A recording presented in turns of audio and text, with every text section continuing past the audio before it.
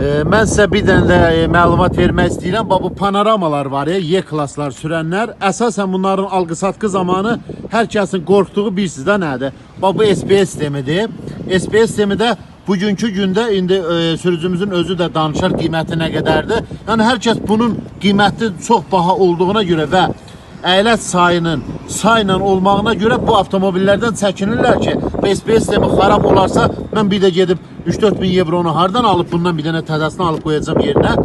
Bu sürücümüz də bu SPS-i demək olar ki 2018-ci ildir. Bir neçə ay bundan əvvəl dəyişibdir. Necə dəyişib onda özündən soruşaq. Qardaş sizdə tormuz əylət gedərkən nə edirdi? Məndə əylət gedərkən bir dəfə işıq yandı ki, bəli, stop yazıldı. Stoya apardım, dedilər ki, buna nəsə limit yazdırmaq lazım. Bəli. Müəyyən məbləğ verdi ya da kompüter diaqnostikada yazdırdılar. 8-9 ay yoxsa 1 il olar sürdüm. Ondan sonra yaxşı elə həyətdə qapıda sürdüyüm gibi opşu qırmızı yandı, vəsə tormuzu belə işarəsi çıxır da.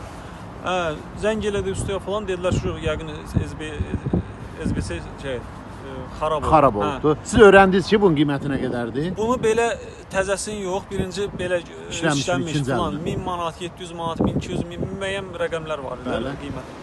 Amma mən internetdən maraqlandım ki, başqa nə cürü var, təzəsi internetdə 3000, 4000 evro belə yazırdı. Ondan əlavə özüm üçün maraqlandım, rastıma çıxdı ki, bəs Mercedes Daimler firması bu maşının, bu modelini 2002-2006-cı illərdə olan panoramalarda sırf özü əgər heç bir müdaxilə olmayıbsa, özü xarab olubsa, özü öz hesabına qarantiya ilə onu dəyişir. Pulsuz. Pulsuz, hə.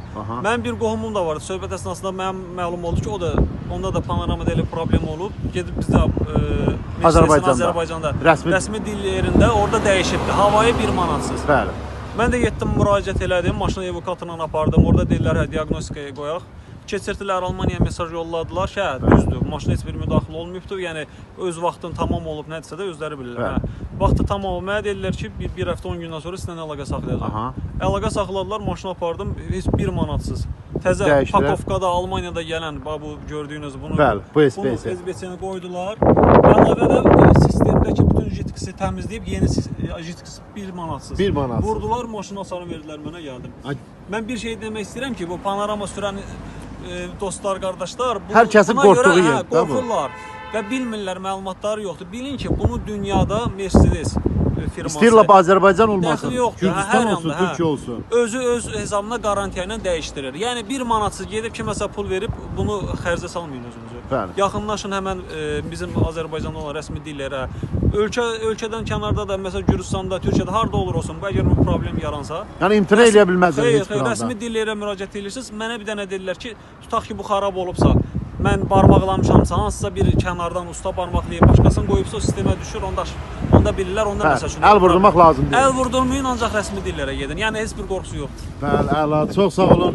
Gözəl demək olar ki, bir təşəbbüsdür. Yəni, hər kəs bundan istifadə edə bilər. Əsasən panoramaların alqı-satqısında heç kəs buna görə panoramanı almaq istəmir. Bir də bir söz deyim ki, bu tormuz sistemi mənə Mercedes servisdə deyirlər ki, ən yaxşı tormuz sistemidir. Bir Maybachlardadır, bir də bundadır. Bəli, doğrudur. Mən də bəyənirəm bunu. Əslində bu ən gözəl tormuz sistemidir. Hər an tormuz ayağı altında necə yetərlicə var. Yağışda, maşın oynamır. Elə necə var, elə də saxlayır. Yəni, qorxmayın, əslində bu yaxşı tormuz sistemidir. Çox sağ olun, minnətdarım. Əla. Hər kəs istifadə edə bilər. Baxmayaraq ki, hansı, misal üçün, Türkiyə yenə bayaq vurğuladığım kimi, Türkiyə olsun, Gürcistan olsun, Azərbaycan olsun, bunu pulsuz vəziyyətdə dəyişə bilərsiniz. Yəni, bu sürücümüz də dəyişdiyi kimi.